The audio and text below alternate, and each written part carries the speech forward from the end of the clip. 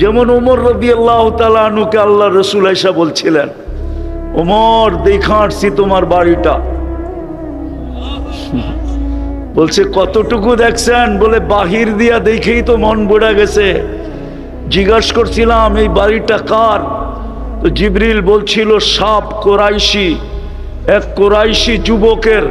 ভাবলাম আমি মুক্ত কোরাইশি যুবক, হাঁটতে হাঁটতে গেটে চলে গেলাম, দরজা দিয়া ঢুকবো, তখন পিছর থেকে বলছে আপনার না, এটা ওমর রাদিয়াল্লাহু তাআলা আনহু। তোমার আত্মমর্যাদার কথা মনে করে আর পাওটা ভিতরে ঢুকাইলাম না, যে তুমি এখনো ঢোকো নাই, আমি ঢুকি কি করে? তোমারও তো একটা আত্মমর্যাদা আছে।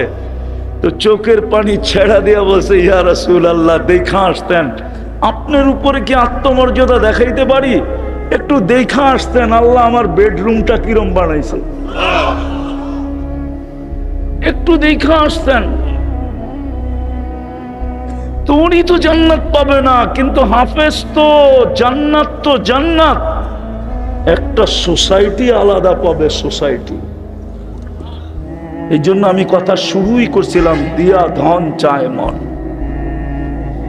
মুসলমানের ঘরে জন্ম দেওয়া এটাও ধন ছিল, উম্মতে মুহাম্মদী হওয়া আরো বড় ধন ছিল, কোরআনও ধন ছিল।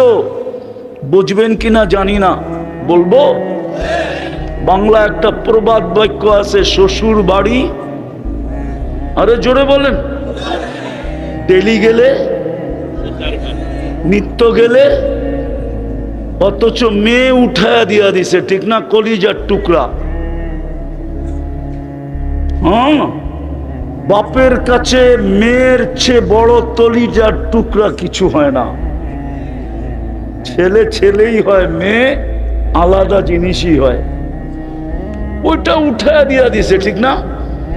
কিন্তু ডেলি গেলে কি, বাড়ি যদিও না দেয়, চেহারাটা কালো করে, ঠিক না?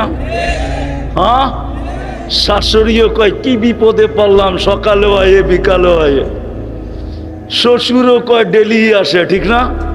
হ্যাঁ,